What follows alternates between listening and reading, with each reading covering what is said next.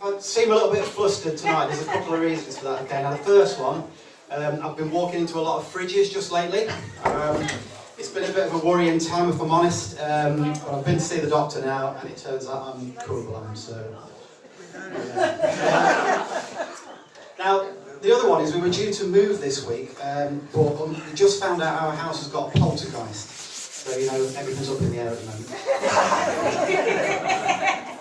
Now, before I start, a couple more things I should probably mention. So this, okay, which you won't fail to notice, this has been there since this morning, okay? And it's been really irritating, because you guys will know yourselves how annoying it is when you get a song stuck in your head all day. Now, the other thing is why I'm wearing a string of garlic around my neck. Now, contrary to what you're probably thinking, it's nothing to do with Halloween. I'm not trying to ward off vampires, anything like that. It's simply a very enjoyable thing to do. In fact, it's probably the most fun you can have with clothes on.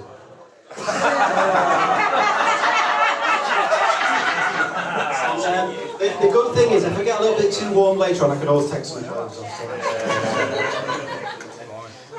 So what I'm going to do for the time I've got left is just tell you a few things about myself, okay, if that's okay. So I'm married. Okay, I am married. Now, my wife's a very talented lady. She's good at lots of different things. She's a particularly good cook, yeah? But even I would not have believed that people would pay money online to watch my wife bake quiche, yeah? But hey, how wrong can you be? She's making a fortune on OnlyFlans.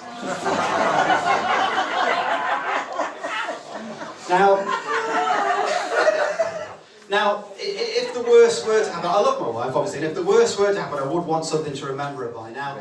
So, I said to her the other day, I said, listen, if you were to die unexpectedly, could I use your skin to make an armchair? But she wouldn't be swayed.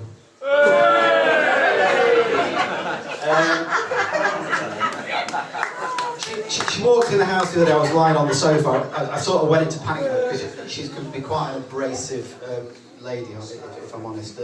I was lying on the sofa and she said, John, what are you doing? Oh, weren't you supposed to be baking a cake?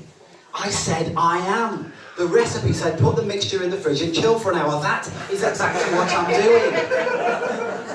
She said, oh, you think you're so clever, don't you? Weren't you also supposed to be mowing the lawn? I said, yes, I was.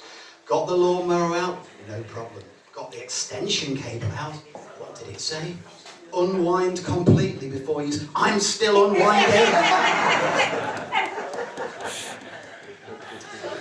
But in all seriousness, I do try and be a good husband, I do. But you know, and you guys, you'll know what it's like yourselves, that sometimes you just don't listen well enough, or we just don't quite get things right. It's easily done. So the other day I was at home in the living room, and I was like, if I could turn back time.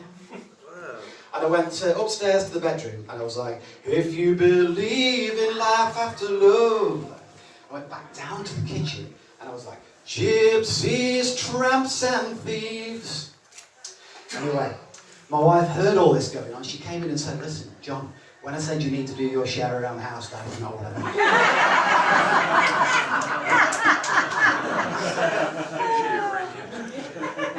I was in the chemist the other day, and in front of me in the queue was none other than one of the Pet Shop Boys. Now, I phoned my wife because she is a big fan, and I said, listen, one of the Pet Shop Boys. She said, well, what's he buying? I said, hang on, I'll have a look, I'll ring you back, yeah? Had a quick look, phoned her back. I said, it's aspirin.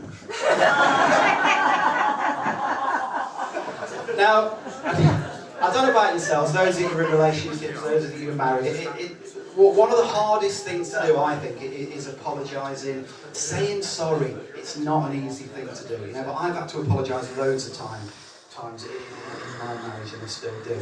I mean, shortly after we were married, my wife asked me if I would make her breakfast in bed, okay? Which I was only too happy to do. Now, it turned out what she actually meant was to make the breakfast in the kitchen downstairs and then carry it upstairs on a tray for her to eat in bed, okay? So it was a sort of a messier experience than she was anticipating, but it did need a big apology. When I hear about people in public positions who find the humility to apologise for something they've done. I think that can be very, very powerful because it can set a powerful example. Because, you know, other people think, well, if they can do that, you know, surely, you know, we can do that in our personal context as well. So I was very heartened to read the other week that the California State Fire Department, have finally apologised to Alicia Keys and accepted that when she phoned up to report an out-of-control barbecue, they should not have made her sing, "This grill is on fire," before agreeing to attend. It was wrong, it really was. I've got two children as well, 13 and 14. Now I think with hindsight, maybe not the best names to choose by history. So when my children were very young, we put them in a nursery called Dirty Dancing Daycare. Right? And a big part of our reason for choosing that nursery, I remember that, was the tagline, because it said, "Dirty Dancing Daycare, nobody puts a baby in." Which is the least you expect, isn't it? My son, he's 14 now, but when he was 5 years old, I picked him up one day, turned him upside down and dipped him in a bucket of hot soapy water and used him to clean the car. And that was all because somebody told me they're like sponges at that age. Now, my daughter, she's 13 and she's really into gymnastics, And the place that she goes to is so good because I haven't paid for any lessons for ages, and yet they still send emails telling me she's got outstanding balance.